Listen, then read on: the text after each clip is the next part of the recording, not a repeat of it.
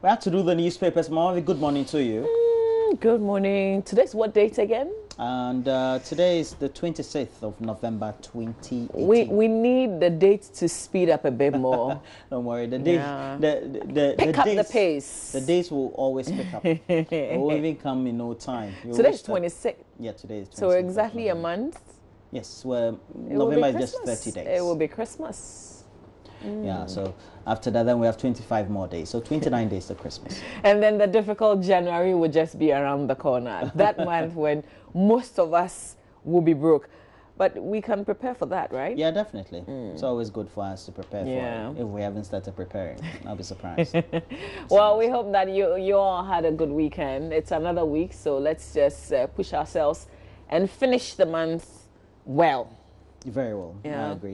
I agree. So we'll start with the Daily Graphic. Absolutely. Front page of the Daily Graphic newspaper. Government doesn't intend to increase presidential staffers. That's Information Minister Kojo Opong Kroma saying there. MTN tops Ghana Club 100 will bring all programs to fruition, according to President Akufo-Addo. There's a picture of the president being welcomed by the Most Reverend Philip Name, president of the Ghana Catholic Bishops' Conference, and there's Archbishop Palmer Bako, Metropolitan Bishop of Cape Coast, and the picture by Samuel Tay Adano. Also on the front page, hope for Bile liver cancer patients, 120 surgeries performed at Korle Bu so far. There's Dr. Asarike Ofei, a picture of him after the surgery. Details of that on page 3. Back page of the paper, graphic. Nyaho Clinic organized blood donation exercise. Custom impounds 4 tankers for diverting diesel.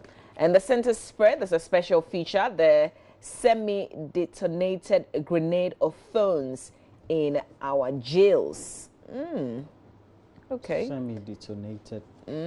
It's by DSP Daniel Machato. It's occupying the entire center spread of the paper. We'll see if we can get a bit of understanding as to what this feature really is about. Let's do the Finder newspaper, front page of the Finder. NIA scores 91% at Adentan, registered 104,000 out of a population of 113,973.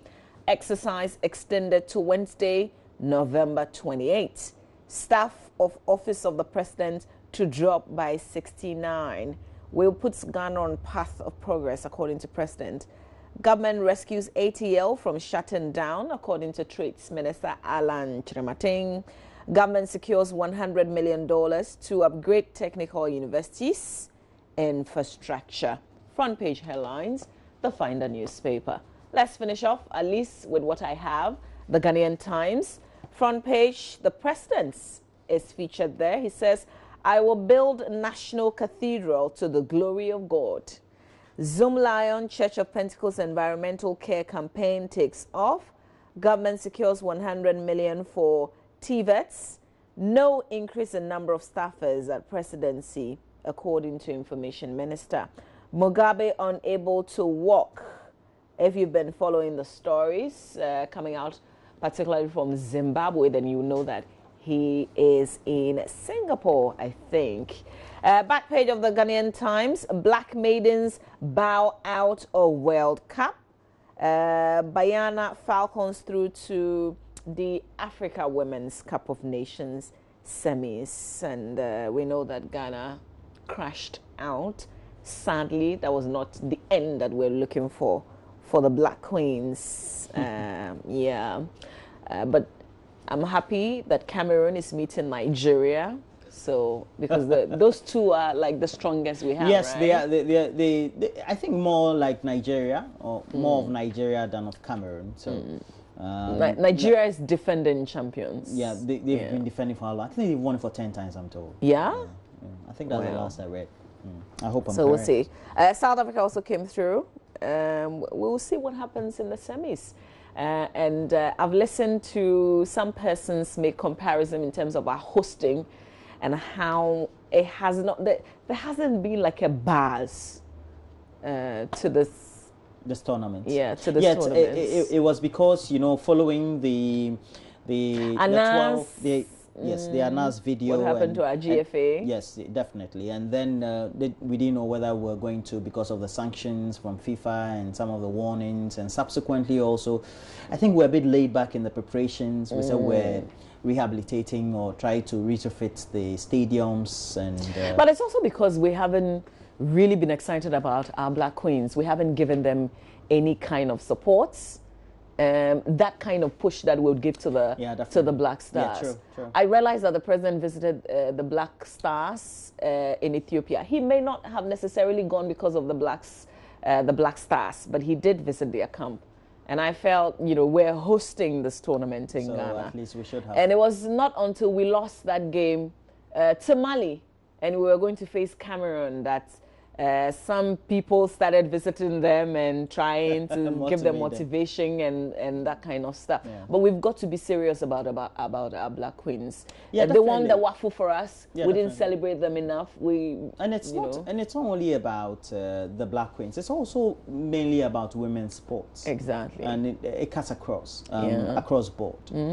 If you look at athletics, etc., we seem not to be giving a lot of push to women across board, and I think that is not good enough. Yeah. That's not good enough. Okay, but the Black Maidens, we know that they did fantastic at the World Cup. That's the under-17, and they're coming back home. They lost to Mexico, but yesterday the match was grueling, but very interesting as well. Yeah. It was action end to end. I think they did amazing. Yeah, we've got to celebrate them. We want to see that period where we'll see the Ministry of Sports organize people to go and meet our under-17 at the airport and welcome them back to Ghana. Well, hopefully, we hope there's something. Football itself has seemed to have gone under just because the video and the corruption issues. Oh, and apart from that, I think it's the Black Stars who led us to this point. They haven't been impressive. We've spent so much on them. Look at the Brazil 2014. I think this day was coming, actually. I mean, it's just sad that at this point it's the Black Queens and the Black Maidens, women's football, that's at the center. I wish it was the men. Yeah. Well, who would have cared? I hope that we can pick up the pieces, and we'll be happy with our football teams. Actually, all the sports teams that we have. But if nobody will celebrate the Queens, I celebrate them. I think they've been incredible. We all do celebrate the Queens. It's not like nobody celebrates them. It's just that we need to create the buzz and the euphoria around them. Yeah. Are you done? Yes, I am. Okay, so let me look at the Daily Dispatch newspaper. It has on the front page, Chematinge Jakun's son pays tribute. He was a special man. It's on the back page. The full story is on the back page, but on the front page it's a family picture. The late Jakun with his wife, Mrs. Josephine Jakun, seated left, and two of his children. I'm told that in total he has about 7 children, I'm told. My brother would not have wished to be kept on life support. Boache Jakun. Yeah, he loved life. He enjoyed it. So that's it. Well, let's look at the Daily Guide newspaper before we look at the Business and Financial Times. That's on the front page. Daily Guide newspaper. Chiefs hail Nana for not flying chopper to Afram plains. Yeah. So we have Minister dismisses NDC lies about presidency staff. But in reality, what difference is that? Okay, you will do the headline. Well, the reality is that if you read the story and follow the story, the chief if they said don't that fly the chopper and they will still fix the road. Yeah, he says that because he flew the chopper, he the road didn't fly the chopper. The road will be he's fixed. accustomed himself with how bad the road was. Are they familiar with the kind of vehicles they drive? Anyway, I'm not messing the headline up. So Baumia visits UN troops in Lebanon, and MTN tops Ghana Club 100. And you know they are Afram plains many of the time. I don't know which parts they went to, but you have to go through the Volta Lake. So there will be a pontoon definitely. It will take you across. I thought apart from the road, you should be advocating for a bridge, like San Francisco and the Verrazano Bridge. I like you're always talking about either the US or the UK. But we're saying that we're lower middle income country, so we have to. Now we say we want sky. We've been dreaming. When I saw I never commented on that. I thought it was like one big joke. Yeah, sometimes I think we've watched too many of Black Panther. So, since most of the African countries, we know we have cinemas here, the Silverbird cinemas have given us the exposure to Hollywood a lot. So we watch Black Panther and we're all happy that the things that the Ethiopic African world should have been. I think it's the Marvel movies that You know, but we forgot that, you know, the people who are bankrollers behind the Marvel movies and then Black Panther are white. You know, even though they had a black director, and many of the things that will... Okay, stop it already. Yeah, it will not come to pass. So we have other stories there. Bawumia versus UN troops in Lebanon, and that's on the front page of the Daily Guide newspaper. MTN tops Ghana Club 100. And just on the back page, you have Nyantechi CAF boss pray in Accra. So we have Kwesi Nyantechi, former CAF vice president, saw divine help in a mosque in Accra last. Okay, so the two of them are... Well, here, so Nyantechi is still around. Good morning to Mr. Nyantechi. The meeting is believed to be the duo's first since Nyantechi resigned from his position before he was banned by FIFA. So that's what happens. Friendship is friendship. Laws are laws. Fist of Fury electrifies Choco. You have a picture there of Moses Fo Amonin, and Michael Osset takes over Matthias, a former Kumasi Asante Kotoko coach. Congratulations to him. I hope that they are paid their due or their bonuses when they win the matches quickly as possible. Now let's look at the last paper. We're talking the Business and Financial Times has on the front page. Industry launches paperless port system. That's on page 3 of the paper. We have conditions right for policy rate fall. Conditions right for policy. Yeah, the thing is that the policy rates have been falling, but it's not been commensurate with what the rates have been in the banks. That's the point. Financial sector regulators must collaborate. Back page, the 2 Aegis Network is Agency of the Year, and then we also have about 30% of Ghana's GDP lost to corruption, as perception of corruption in education and health reaches 70%. If you read that, they said Ashanti in Western regions, Charlie, it's where they chop their money more. Okay. All right, page 65 in the Ghanaian Times. We just want to acknowledge some of our partners, businesses that have been either on our show. We've had great partnerships with them who were parts of or who topped the Ghana Club 100. So first, let me just say that the Ghana Investment Promotion Center organized this Club 100 event. It was on the theme Technology, Innovation and Entrepreneurship, Opportunities for Growth and Job Creation. And we're super excited that Cosmos Energy was one of such companies. I think what they do with the Innovation Center actually matches the theme for this year's Ghana Club 100. And we're happy that we're recognized the way that they work. Cosmos Energy Ghana Limited, also Newmont Golden Ridge Limited, Wilma Africa Limited, Newmont's Ghana Gold Limited, and Enterprise Trustee Limited. So those amongst those recognized who are our great partners, particularly Cosmos Energy, we say congratulations to you. So, but let me go to the Finder newspaper. Kojo Ponkroma, Minister of Information, addressing the press yesterday, Sunday, and he's created this opportunity to meet the press on Sundays, which is new. You can call it innovation, right? Yeah, Sunday innovation. Okay. All right, but there's a story on page 5 on the staffers. The rumors that they're going to have a lot more, but the angle that the Finder picks is that government says... But essentially the reason why he's meeting the press on Sundays. Oh, yes, because to set the agenda the news for Monday. day, exactly. Yeah. The 2019 budget statement has reduced the number of staff at Office of the President by 69, while net reduction in the Office of Government Machinery hits 83. The number of staff at the Office of the President is expected to drop from 998 in 2018 to 929 next year. Similarly, the number of staff under the Office of Government Machinery is also expected to decrease from 1,697 this year to 1,614 in 2018. These reductions have been mostly attributed to retirees who are not being replaced. Staff of the Office of the President are part and parcel of staff under the Office of Government Machinery. So there's a lot more to what Mr. Paul Nkrumah said yesterday as he met the press. But there's a story attributed to Imani saying that founding president of Imani Africa, Franklin Cudjoe, has described as illegal the recent fines imposed on mobile telecommunications operators by the National Communication Authority for poor network services. Speaking to the press in Accra, Cudjoe said, quotes and on quotes, if you have an NCA which is abusing the process by imposing fines by heart and actually misusing the money to build real estates, that 30-something they are charging the mobile phone companies is pure illegality. You might want to read on to see how he supported this claim in the final newspaper. Yeah. And it's interesting too because Franklin Cudjoe has been posting something.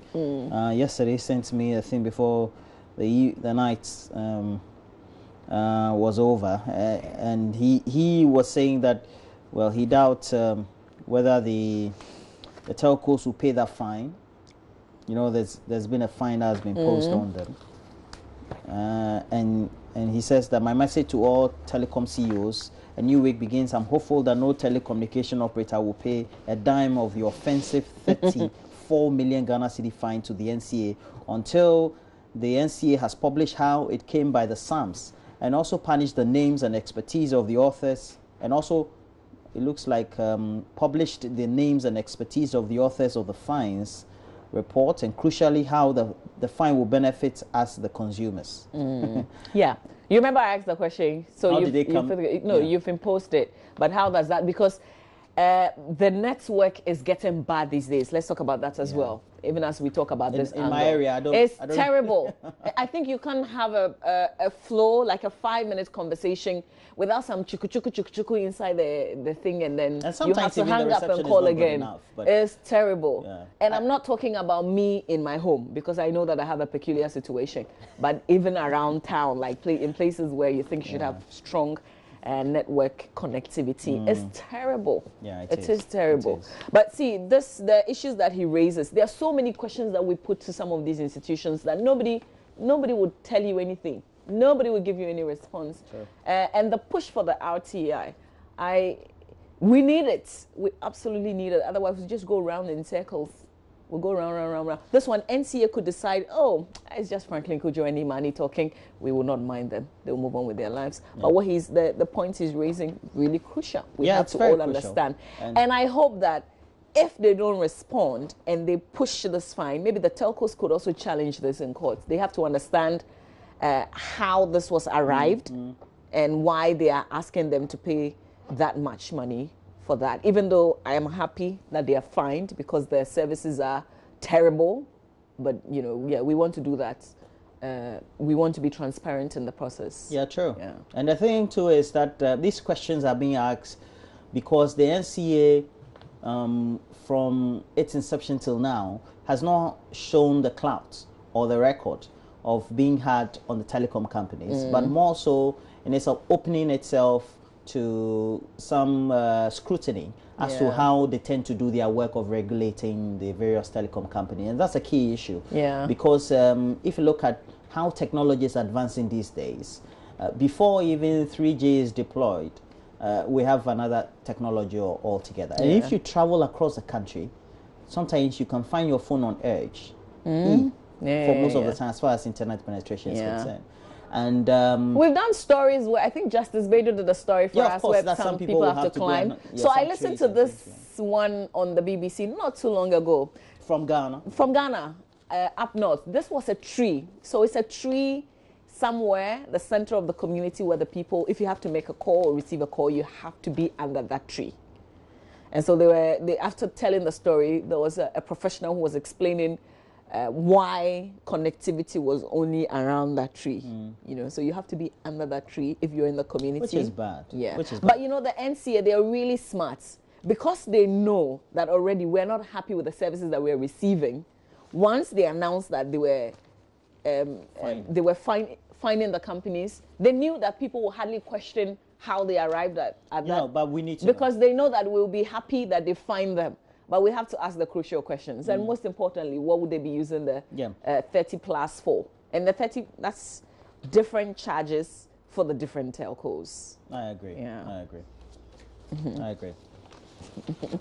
Okay. Dennis Thompson asking if they would share the money for us. They could give it to us by way of credit or something. Yeah, but we know that won't happen. I was just. But did Franklin Kojo just say that they were building houses like the National Communications Authority putting up estate houses? No, he didn't say it in. No, in the Finder. I read something in the Finder. Yeah, I didn't read all though, but there's something attributed to him like that. You might want to read the rest of the stories in the Finder, Roland. Well, definitely. But what has caught my eye this morning, it's about the conditions right for policy rate to fall, and it says the monetary. This is the Business and Financial Times. Yes, Business and Financial Times, the front page. Now, the Monetary Policy Committee of the Bank of Ghana is today expected to announce its last policy rate action for this year after holding the rate at 70% in its past two meetings. And the policy rate began the year at 20% and saw some 200 basis points reduction from the committee when they met in March, and was reduced to 17% in May, and they've been holding to all that. The policy rate basically is it's the rate at which the banks borrow from the central bank, basically, and we call it the base rate. But if you look at what has been done by the central bank over the period of the year, as far as the financial is related, and it's so-called reforms of the banking sector, and its inability to be able to tell the banks that, look, we've always stated the policy rate at 17%, but at what rate are you going to lend to your customers? Then I think is a big problem, because here lies the case. When we do the reports of the macroeconomic indicators and how well the banking sector has been doing, we always keep telling people, especially those outside our borders who perhaps are interested in coming to our country, that this is the rate that you borrow from us as a central bank. But on the ground, the banks are still maintaining percentages. And this one I just cross-check on Friday. Okay. For a 4-month facility, for a year's facility, you're getting it around. That's the banks from the Bank of Ghana. A commercial bank. As an individual? Yes, as an individual. Okay. The commercial bank is going to lend me the money at some 32% for a year. A particular commercial bank. And is this fixed? Yes, that's its rate for a year. Okay, for a year. Per what I wanted. But that's still very high. Too high. It means that since the beginning of the year, the commercial banks are still lending at a very high rate. And you go and borrow from the central bank at 17%, but you come and give to the ordinary person at 32%. Or within those ranges of some 28 to about 32 or 35%.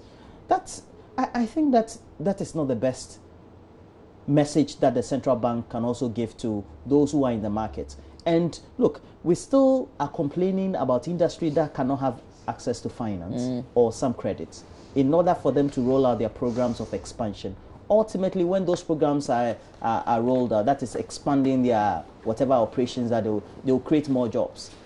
So it means that, well, industries are still lending or borrowing at high rates. Yes, of course. At the end of the day, they keep laying people off. But we keep telling ourselves that employment is going up, which is not true. And so we have to be realistic and come to terms with what the realities are in our situation or in our country. 70%, yes, is good. But how is that enforceable as far as that is concerned on the market? It's a free market, of course.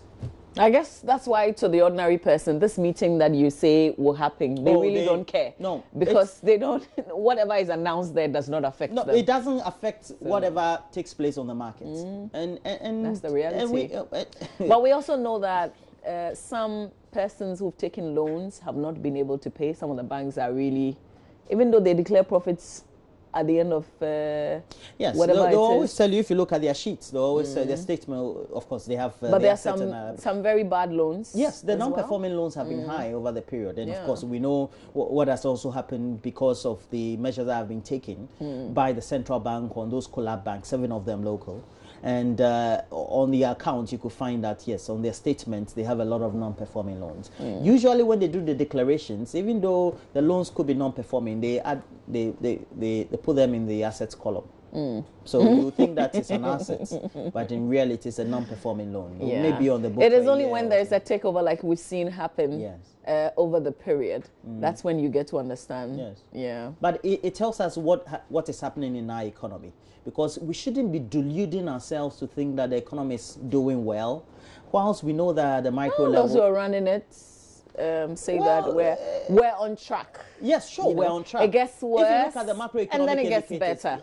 Well, yeah. Let's see how it goes. Okay, but just to also share with you that there's an Lion tribunal for telcos that our attention have been drawn to. These telecommunication companies can always appeal, and the sender of this message saying that not defy NCA as someone ignorantly advises. So there's some legislation on tribunal for telcos. The telcos don't have to straight away pay these fines. They could challenge it if they think they want to. But this story in the Finder, Roland, we just touch on it real quick, and then we can go to myjoyonline.com to see what our website is reporting this day. The Minister for Trade and Industry, Alan Kwadwo Kyerematen, has, contrary to claims by some members of the opposition, the Akosombo Textiles Limited has been revived at the behest of the President of the Republic, with ATL able to employ some 3,500 workers when operating at full capacity. Alan Kyerematen indicated that after the new Patriotic Party government left office in 2008, this company was literally brought to its knees, with the factory producing at less than 30% capacity. By the time that we took over, the management of ATL had already decided that enough was enough, and that it was time for them, with all the investment that they had made, to say goodbye. And this is a quote from the minister. The trade minister continued, "It took the courage of His Excellency the President to decide that ATL will continue. He marshaled all the arguments that he could, even amongst us, his colleagues, to defend the points that it was important to save this company." And that is why you will recall that government had to intervene to save this company. So essentially what he's saying is that they've actually, pushed some significant amount into ATL, and that it's able to employ 3,500 workers. Interesting. What I do remember going to Akosombo a few times is that you find these small shops selling the ATL fabric. It was very common. These days, you don't, actually. And it'll be interesting. It'll be interesting to go back to the factory to check out, especially because the Trades Minister is saying the things he's saying in that the Finder is reporting. So where is the company today, and how is what he's saying they've pushed into the company reflecting really on the outside? So you can read on the rest of the stories. Yes, in the Finder newspaper. but just to have a word or two on that subject. On this ATL? Yes, on the subject. Because, government's attempt to revamp or revive ATL is good. Of course it is. Yes, but we have to put it in context, in the overall context of how the textile and garment industry in our country has been performing. And it didn't start from 8 years ago. It's been collapsing since the beginning of the early 2000s. And it's for good reason. We allow the cheap imports from China and the rest of the Asian countries to come into our country. Whilst we have the GTPs, etc., to be here, we've also refused to invest in cotton for us to get the raw material for the industry, so that the output from the factories will be cheaper in comparison to what will be coming from Asia. So what we're doing, it's almost like a drop in the ocean. We're just spending taxpayers' money for nothing. We have to do the real things. We have to look at a tax policy. A tax policy that will enable us. It's not as if that we're trying to do some trade liberalization as far as make it more. No, but this is our country. We can do whatever it is that we want to do to protect our own. We have to protect our own, because we're competing with people who are developing the raw materials at a cheaper rate. They are not only developing the raw materials, they're also turning them into good finishing products. Where the products we have in our country cannot compete on quality and other things as far as even pricing is concerned. And if we take a look at all the things around us and seem to think that, well, just to satisfy or pacify the people in the area, but even more so the families and workers of those companies, and so we're going to push in taxpayers' money and we'll be fine, then we're deluding ourselves. We shouldn't be doing what we're doing, knowing that, for example, as we do for other sectors like rice, we have refused to invest heavily. We just don't have to invest. We have to invest heavily, whilst at the same time, we have to create that non-incentiveness for the importer to bring in the rice. That's what has been done in Nigeria for poultry and rice. I think sugar as well. Yes, sugar as well. Of course, we know Dangote and the rest, they are very big in there. But of course, if we want to protect our own, we can. The black man or the African has a very negative attitude of the way they govern their own people. They allow their cronies to bring in the imports. Of course, the money goes back to them for campaigns, etc. But then it's the sufferer who will be the worker at ATL. And you know, GTP has been suffering big. If not because they were bigger, then we would have been in more trouble. Who buys GTP? Their designs are in China. Black people, Africans, Ghanaians. Hard work, somebody's creativity. Ghanaians take their designs. They just take a photo. These days, you are here and you send it to a Chinese man. He will do the cloth for you. Even these days, do you know that some of the clothing you are seeing, you are thinking that in the boutiques, you are thinking that it's been sewn by a local seamstress. It's a lie. They use wax print. They use the high target and all those ones, wax print from China. And then they sew it on machine proper, industrial sewing. So when you see it, it can't compare to your normal tailor in Agbogloshi or somewhere in Medina. So you prefer to buy that one. You know, 2 weeks ago, Sheila Tamaklo did to ourselves. AM Business. And I think what was fascinating for me was the fact that made in Ghana is actually made in China. Look, and you know even the local manufacturers, the raw materials, they have to go and get it from China, India, Bangladesh, Sri Lanka before they are able to manufacture. So the price cannot compete with the product that comes from India or China. It can't happen. Let's quickly do myjoyonline.com and let's finish up. We make way for sports. Facts are sacred. A Black jabs government over bloated OGM staff. High cost of internet killing African music, according to Yvonne Chakashaka. Have you watched Netflix in Ghana before? Launches? No, I haven't. Because the internet is even not stable in your area. And see, or not available. No, internet at home for me is fantastic. Oh, really? Yeah. I use a different service. Not the supplier, like the one connected with the... Do you understand? I don't use our traditional one of those, one of the private ones. Ghana Health Service launches anti-yellow fever campaign, targets over 5 million for vaccination.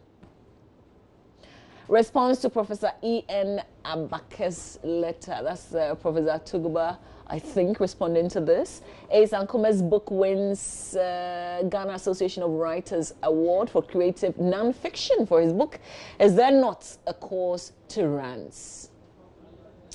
Brexit, Theresa May writes letter asking British public to back deal. I kind of really like it. Once in a while she writes letters. Yeah, but she's in trouble with this Brexit. I think there's a fear that the majority of MPs will not approve her deal or her proposition. Then they have to exit with no deal because they've got a match deadline staring them in the face. France strikes off Saudi prince's presence at G20, obviously because of the killing of the journalist. Nicki Minaj gets scammed by a fake Chinese music festival.